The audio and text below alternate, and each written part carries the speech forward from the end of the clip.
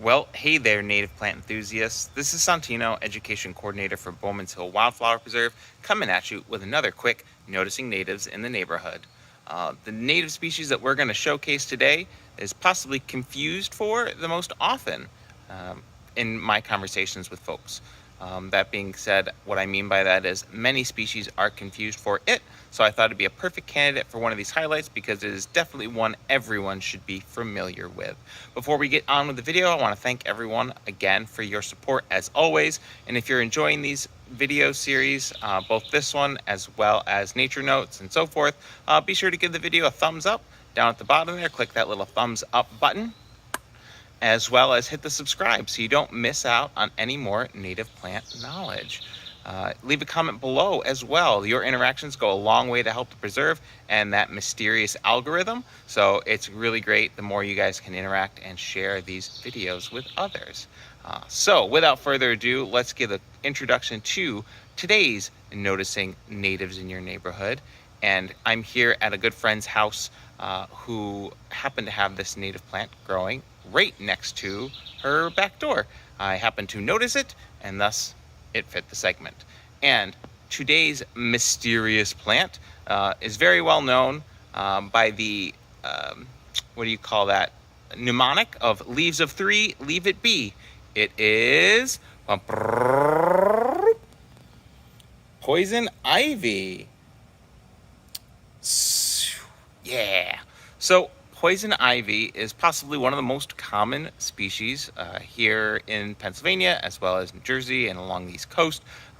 It thrives quite well, and it is beloved by many species. A lot of people think of this as an invasive species. It's not. It is a native plant, and it's great. Has great value for wildlife. It is a great source of nectar for pollinators. Rabbits use it for bedding. Deer will browse it. Critters eat it. The only issue is that it causes a very severe reaction in humans. So before we continue, I want to showcase how you identify this plant, and then we'll talk a little bit more about it. So as I bring the camera down here, we take a look at this plant, you'll see that those leaves of three, leave it be mnemonic, really does make sense. You see that each of these leaflets are clustered on a single leaf there. And the way I like to remember this and think of it, kind of not to anthropomorphize it or make it human-like, but that central leaflet kind of looks like a head to me, and then the arms on either side. So the central leaf is symmetrical, meaning it's the same on both sides. And the wing leaves are asymmetrical, which means they are not the same on both sides.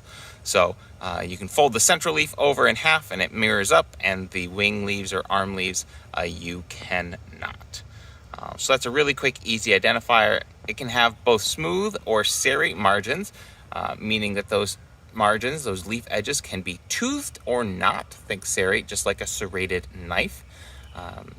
But another really cool identifier are its white flowers, which you can see right below here.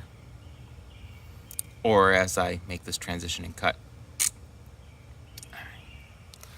So another fantastic way to remember is flowers of white run in fright, or berries of white run in fright. You don't need to run in fright, but it's a great way to remember it. The other mnemonic that helps you remember this plant is hairy rope, don't be a dope. And we can notice that it's got those really nice hairy air roots. If I swing the camera over here, or not air roots, but roots coming off of the main branching stem.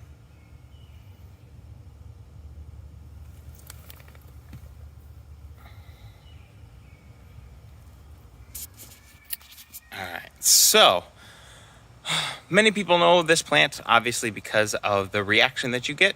There's a chemical, urushiol oils, that the plant produces as a natural defense. And it is these chemicals that cause irritation to many humans. About a quarter of the population is immune to the urushiol oil, but many people are affected by it, leading to a rash. It could lead to hives. If you get it internally by burning the plant, it can really do some damage on the insides of your body. So pay attention whenever you're burning wood. Whenever you gather wood, make sure there's not any bits of the plant, even the roots, contain some of those oils. So if you come in contact with poison ivy, think that you might have, there's no real reason to panic. You're not going to instantly burst into a rash. Instead, the best course of action is to use some nice cold water and some dish soap, and that will help break up the oils, and you can rinse them off of your skin. I believe you have about an hour or two before the oils really sink in. So just make sure you clean yourself up good once you've been outside working, or if you happen to be out hiking and so forth.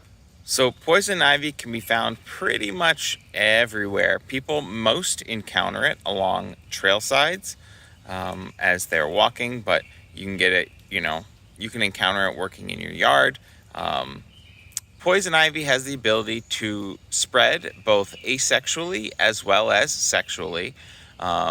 Seed dispersal happens most commonly through animals that ingest the berries, the grayish white berries that appear around August. So yeah, no real reason to panic. It's a great native for a variety of species. The birds, as I mentioned before, the birds will love the berries. That's a great winter food source for them. Pollinators visit the little tiny flowers, white with the white yellow center there, and all the native mammals and stuff will use it for bedding and browse and so forth. It's really just us humans that have a negative reaction to it. So if you see it on your property, feel free to remove it if it's in a location that you frequent. But beyond that, know that by having it, you're doing a great service for the critters around you. So that's about it for today. Just wanted to showcase that really cool native plant. Hope you all enjoyed this video. Again, all the likes, comments, and subscribes really do help the algorithm. So please smash that thumbs up button. Give the video a like, comment below something cool that you learned from this video. And until next time, I encourage each and every one of you to experience what's natural and learn what's native. Take care, everyone.